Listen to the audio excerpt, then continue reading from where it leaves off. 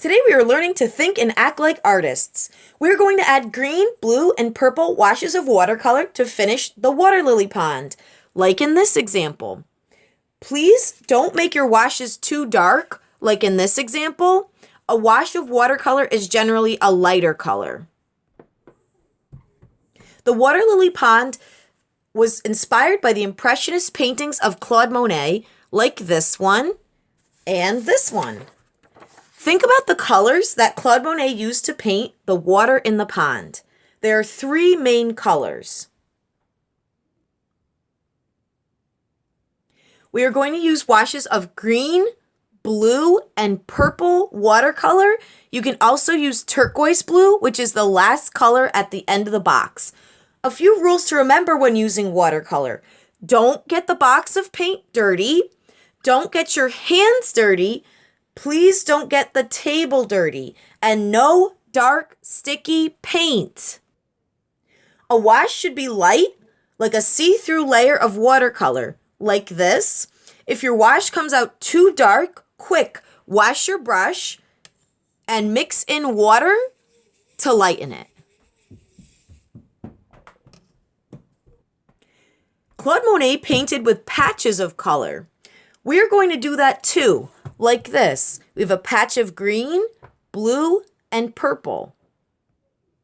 To start, put water on green, blue, purple, and turquoise watercolor. Stir gently, and we'll start to create a wash.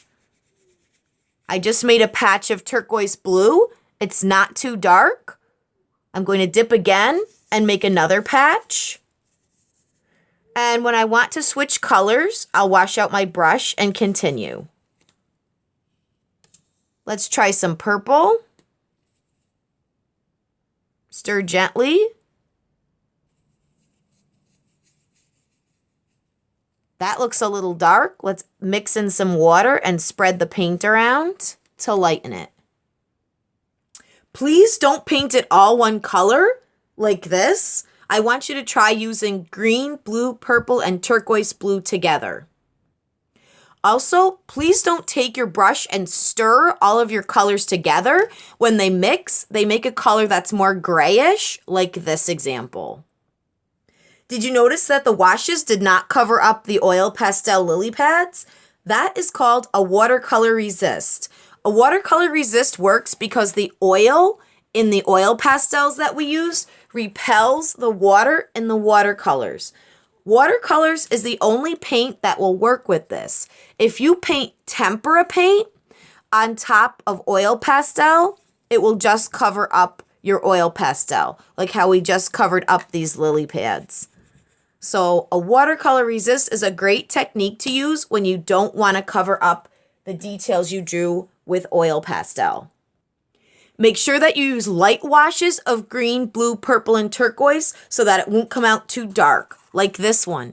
Don't do this. Please don't make your washes too dark.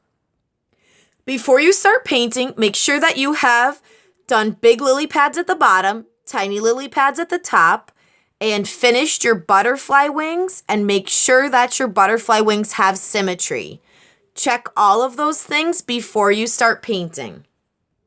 When you're ready to paint, please close up your box of oil pastels and remember to use green, blue, and purple and also turquoise watercolor.